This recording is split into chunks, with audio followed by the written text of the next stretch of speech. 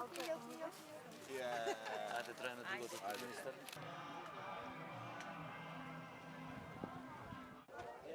Such a beautiful day.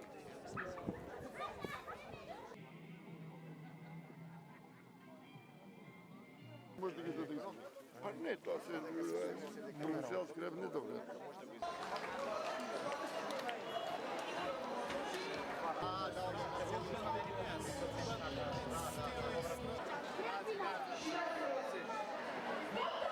Lilja Dašovska, Dimipeta.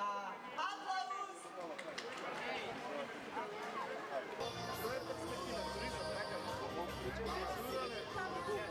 Добар ден, еве поздрав до градоначалникот, пратеничката, директорката на UNDP. Денес убав есенски ден каде што го означивме почетокот, формално почетокот на Преспанскиот јаболкобер.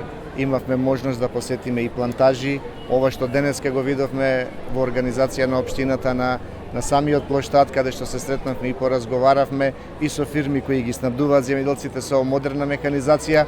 Исто така поразговаравме и со луѓе во кои се грижат за заштитата на самата јаболка, се со цел подобар квалитет, но исто така што мене посебно ме израдува дека сепак традицијата на јаболкото се негува дури од основни училишта, каде што можевме да видиме производи. Тоа е исто така многу значено, но исто така кога велам и нови производи од јаболко кои што допрва ќе се појават на пазарот, а сето тоа ќе овозможиме и ќе поттикнеме преку прилагодување на правилници за флексибилност, каде што ќе може да се овозможи продажба на производи од јаболко, продажба од фарма, односно продажба од прак.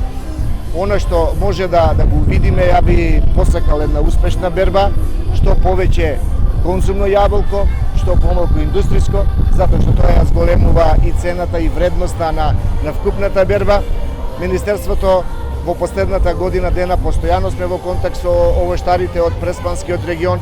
Направивме неколку интервентни мерки, односно неколку нивни барања, разговарајќи ги прифативме се со цел да ја одржиме јаболкото, да го имаме на овој район и секако одржување на младите, и тука можевме да увидиме како и самите задругари се организираат, каде што претежно млади овоштари се здружени се со цел подобар пласман и постигнување на подобра цена на самото јаболко.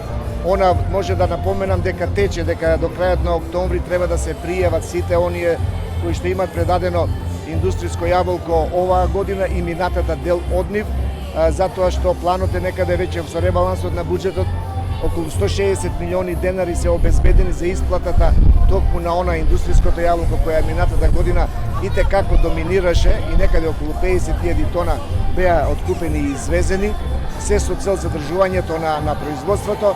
Може да исто кажеме дека една мерка која е веќе при крај, тоа е зелената нафта, каде од 2170 овоштари веќе 2000 зелени картички се распределени, останува уште еден мал број, тие би требало да ја посетат подрачната единица.